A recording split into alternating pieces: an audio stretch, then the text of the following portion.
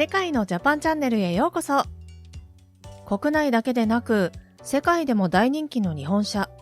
耐久性、安全性、コストパフォーマンスの良さから世界中で愛されています。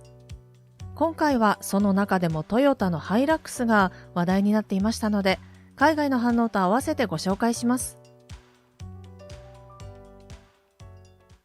世界で人気のトヨタ車ですが、その中でも海外で大人気の車種がピックアップトラックのハイラックスです。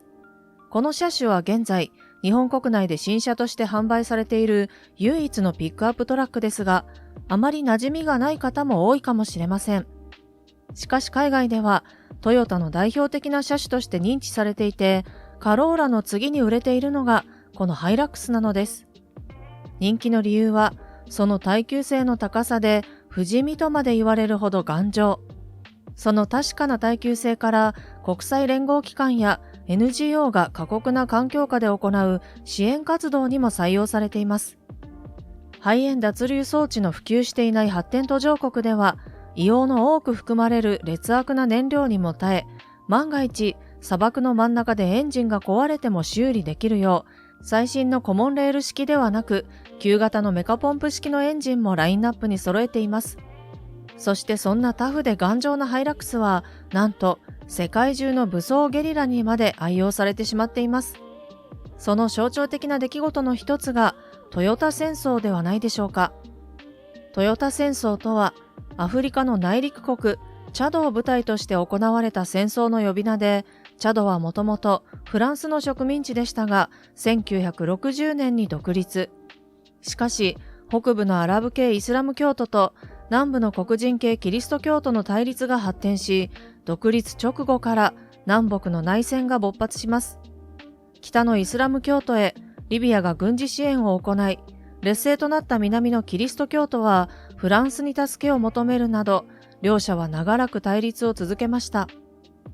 しかし、1983年、北側の指導者の一人、イッセン・ハブレがリビアと手を切り、南部と和解してチャドの大統領になります。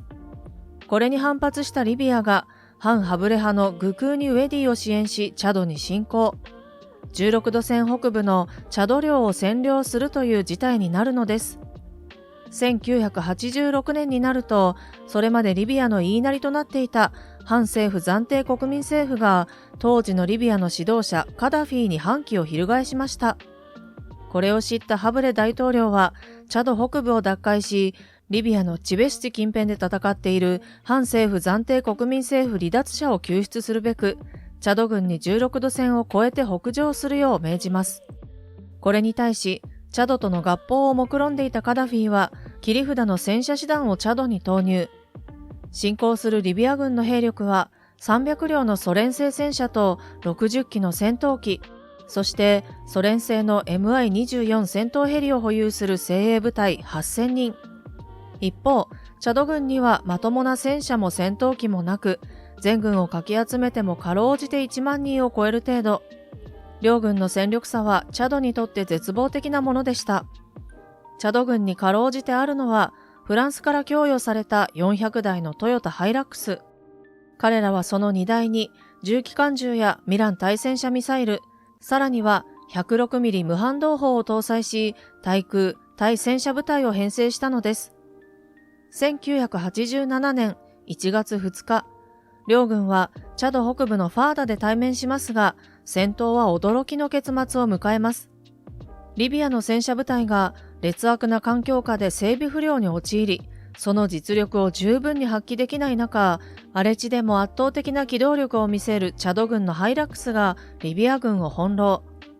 この戦闘でリビア軍は数十両の戦車を失いましたが、一方チャド軍の損害はハイラックス3台に過ぎなかったといいます。その後、10ヶ月に及ぶ戦いの中で、リビア軍は延べ9万人もの兵力を投入し、最終的な損害は戦闘車両800両、戦闘機28機、戦死者8500名。ついにチャドからの全面撤退を余儀なくされます。ハイラックス中心で戦ったチャド軍が勝利を収めたことが世界中で大きな話題となり、車両の荷台後部に大きく表示されたトヨタのロゴが報道で何度も放映され、強烈な印象を残したことから、いつしかトヨタ戦争と呼ばれるようになったのです。この話題に対して海外の人々からは様々な声が寄せられていましたので、その一部をご紹介します。海外の反応。砂漠では兵器よりもトヨタの方が優れているのは事実だね。速くて燃費が良くて、まさに砂漠のビーストだよ。ハイラックスは後ろに巨大な銃を乗せてオフロードで時速100キロも出るのか。トヨタに乗るチャドの話を聞いてランドクルーザー乗りなのが誇らしくなってしまったよ。俺のは91年式トヨタピックアップで大のお気に入り。どこにでも連れて行ってくれるし、今まで乗った車の中で一番信頼性がある。素晴らしい仕事用トラックだよ。世界中のフリーダムファイターとテロリストたちにも重宝されてるね。軽戦車よりも日本製トラックの方が強い。彼らが勝利した唯一の理由は中国製じゃなかったからだよ。スピードが速すぎると地雷が後ろで爆発するんだね。初めて時速100キロ以上で地雷原を走ったマッドなチャド人は一体誰だったんだろう。これからは世界中の戦地でテスラのサイバートラックを見かけることになるんじゃないかな。エコフレンドリーだしね。果たしてそうなるかな。トヨタは品質管理がめっちゃ厳しいんだよ。イノベーションより頑丈そのために設計している。一生ものの車を買うなら絶対トヨタのトラックにするね。以上が海外の人々の反応でした。トヨタ車が世界中から愛されていることがわかりますね。しかし、戦場での活躍によって耐久性が認められるのも少し複雑な気持ちもします。最近ではレバノン、アフガニスタン、パキスタン、リビアで活動するイスラム過激派組織アイシルもハイラックスを使用していることが確認されています。このようにハイラックスは中東、アフリカを中心に武装勢力のテクニカルと呼ばれる即席で製造した戦闘車として利用されることが多いのです。初代ハイラックスの時から武装勢力の間で利用され続けてきたため、交換部品が手に入りやすく、整備ノウハウも蓄積されており、中東の紛争が続く限り、トヨタ車が武装勢力に愛用され続けると考えられています。さらに戦闘車としてハイラックスが選ばれる理由は、トヨタ戦争でも見せた最強の耐久性も挙げられます。スピードが出せて頑丈であり、重火器を乗せられるハイラックスは戦闘力を倍増させられると評判になってしまいます。また、2003年にはイギリス BBC の自動車番組トップギアでハイラックスの耐久実験が行われ話題になりました。走行距離30万 km ほどの1990年モデルの中古ハイラックスを用いて耐久実験を実施。その内容は木に衝突させ、海中に車体を5時間沈め、ビル解体用の鉄球を打ち付け、高さ3メートルから落下、プレハブ小屋に突っ込ませ、キャンピングカーを上から落とし、火をつけて燃やし、そして高層ビルの屋上にそのハイラックスを置き、爆破解体工事を行うという過激なもの。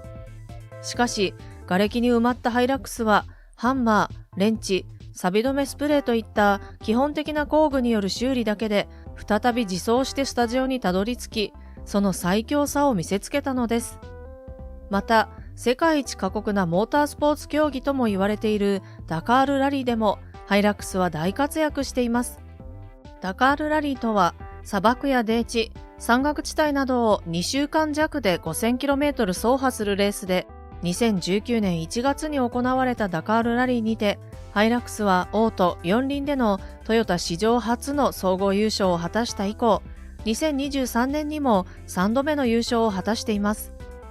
そんなハイラックスは、1968年にトヨペットライトスタウトや日野、ブリスカの後継として日本市場に登場しました。6代目はハイラックスサーフのベース車にもなりましたが、ピックアップ車の国内需要が落ち込んだこともあり、2004年にハイラックスは日本市場から一度姿を消します。もともとハイラックスの多くは北海道地域で活躍していて、道内のトヨタ販売店からはメーカーへ対してハイラックスの復活を求める声が高まったこともあり、2017年に晴れて日本で復活。復活にあたり、トヨタが想定していた顧客は、仕事でピックアップトラックを利用する人たちでした。しかし、実際には仕事用での需要は極めて少なく、初期の受注では裕福な20代から30代男性がほとんどで、特に20代は6割を占めるほどです。ハイラックスが若者に人気の理由の一つが、アウトドア、レジャーに最適だからというもの。マウンテンバイク、オフロードバイクやテントなど、大きなキャンプ道具を運ぶときにピックアップトラックは便利です。また、山道など舗装されていない道を走るという点においても、高い走破性を持つハイラックスはアウトドア好きの若い世代に支持されています。車の価値や所有に対する考え方が変わっていく中で、これまでの大衆に受け入れられるような車だけでなく、ユニークな車も支持されているということですね。